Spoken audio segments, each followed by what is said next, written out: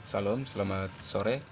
Perkenalkan, nama saya Dentris Billy, kelas B reguler sore, jurusan Sosiologi dengan NIM 17340-318. Pada kesempatan ini, saya akan mengulas buku hasil review saya yang ke-12 untuk memenuhi mata kuliah kajian seminar masalah-masalah sosial. Baik, judul buku ini yaitu Modal Sosial, Keadilan dan Keragaman.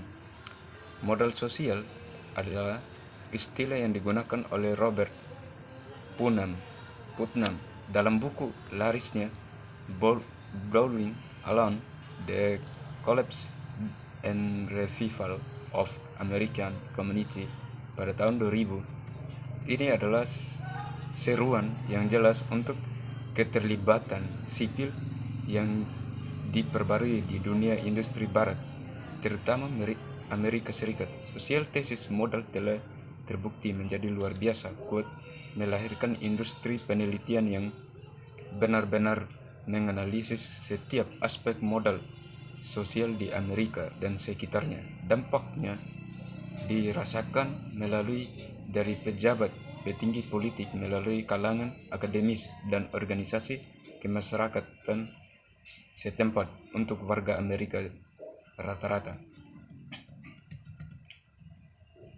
Modal sosial sebagai sebuah konsep memiliki dampak yang begitu besar waktu yang singkat karena beberapa alasan.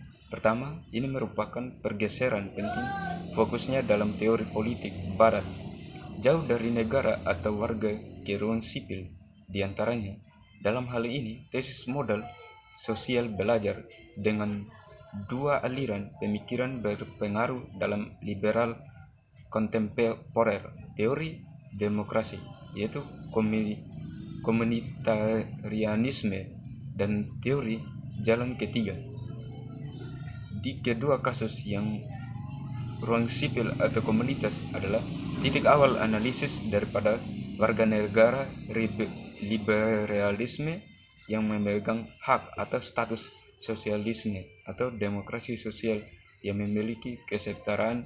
Pergeseran teoritis ini relatif mudah, tetapi potensi signifikansinya sangat besar. Intinya sebuah paradigma teoritis baru yang berusaha untuk mengatasi kesenjangan kiri atau kanan melalui penekanan pada ruang di antara individu dan negara, menantang dua ideologi besar di era modern, liberalisme dan sosialisme. Berikut modal sosial definisi. Modal sosial didefinisikan dengan beberapa cara berbeda selama ini. Abad ke-20, L. Judson Hanifan, seorang pendidik Kristen Amerika dari era progresif, adalah orang pertama yang menggunakan istilah modal sosial.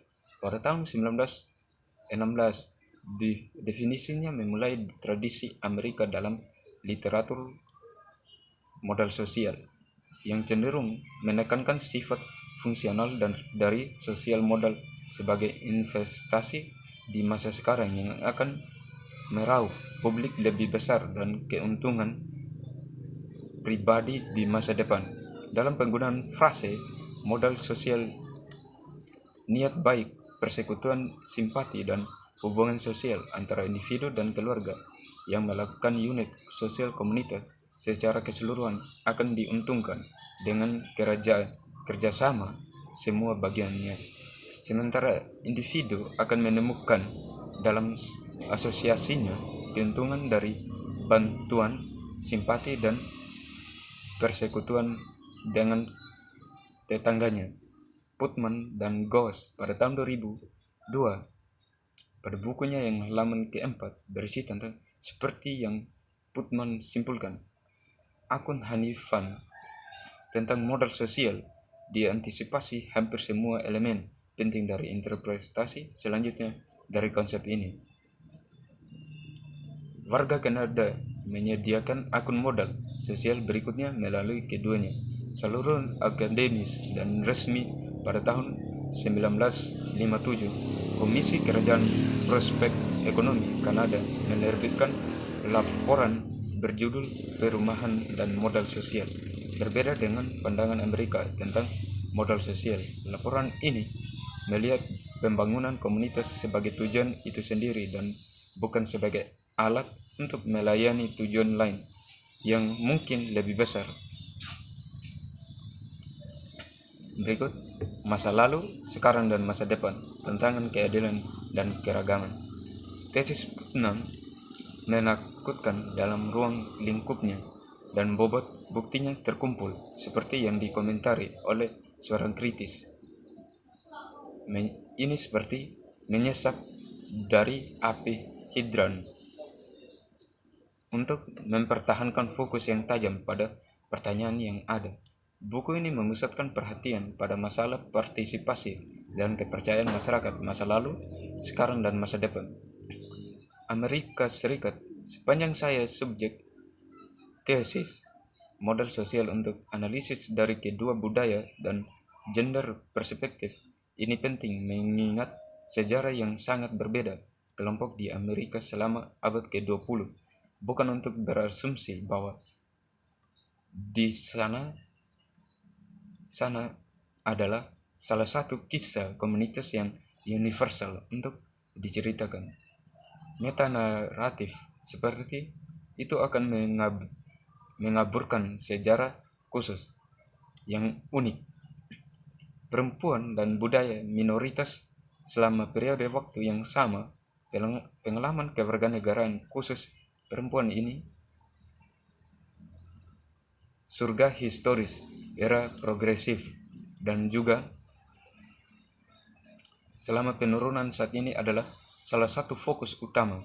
Begitu pula spesifiknya dan beragam pengalaman budaya minoritas di masa lalu dan sekarang. Pembangunan modal sosial memberikan lensa kedua yang melaluinya cerita komunitas dapat diamati. Tujuan dari analisis ini tidak hanya untuk memperbaiki beberapa kesalahan yang dianggap salah secara politik, melainkan itu untuk melayani tujuan akademis yang paling tradisional.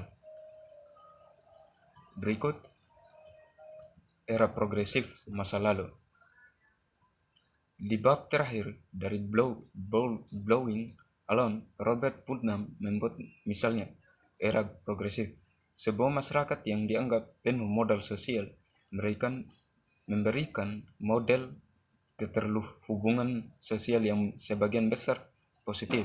Oleh karena itu, bab ini penting tidak hanya untuk catatan sejarah asal-usul modal sosial di Amerika abad ke-20, tetapi sebagai prototipe untuk masa depan.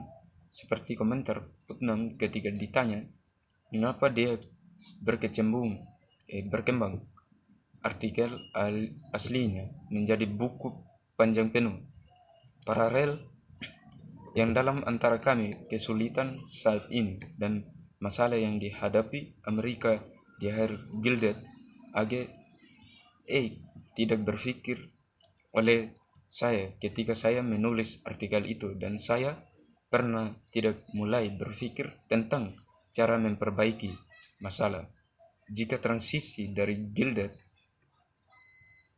Age ke progresif era akan digunakan sebagai model memperbaiki masalah saat ini. Seseorang harus sangat berhati-hati untuk memahaminya. Sifat komunitas dari era sejarah ini termasuk keduanya fitur negatif dan positif. Berikut asosiasi sipil era progresif politik, pengecualian dan asimilasi. Pengecualian gender, materialisme versus fraternalisme. Gender merupakan prinsip pengorganisasian penting bagi organisasi. Itu Putnam berdiskusi di era ini. Seperti yang dia tunjukkan, hampir semua paguyuban sipil dipisahkan berdasarkan jenis kelamin, dan kelompok yang paling menonjol selama era ini adalah persaudaraan. Ia menyimpulkan bahwa persaudaraan adalah perkembangan yang positif yang muncul di era progresif dan mewakili reaksi melawan individualisme dan anomi era perubahan sosial yang cepat ini. Dari dunia yang tidak teratur dan tidak pasti dari zaman emas, pada tahun 2000, halaman ke-389 yang berisi tentang, namun seperti yang ditunjukkan oleh Carole Pateman dan feminis lainnya, persaudaraan isme bukanlah sesuatu yang muncul pada awal abad ke-20, tetapi dapat ditelusuri kembali ke pendirian negara modern di abad ke-17. Pateman pada tahun 1988 hingga 1989, fraternalisme mendukung teori kontrak sosial abad ke-17 dan ke-18 dari Thomas Hobbes, John Locke, dan Jean-Jacques Rousseau sebagai tantangan langsung bagi pramodern paradigma patriarkalisme sebagai dasar otoritas dalam masyarakat wewenang. Menurut teori kontrak sosial, tidak berakar pada hubungan hierarkis ayah dengan anak, raja dengan subjek, atau Tuhan dengan Adam, tetapi pada hubungannya yang setara antara saudara dengan saudara. Seperti yang ditunjukkan Pateman, ini transisi sekaligus mengubah sifat kekuasaan dalam kelompok laki-laki yang diklarifikasi sebagai warga negara tidak melakukan apapun untuk mengubah hubungan kekuasaan antara pria dan wanita. Mungkin itu saja yang bisa saya sampaikan. Sekian dan terima kasih.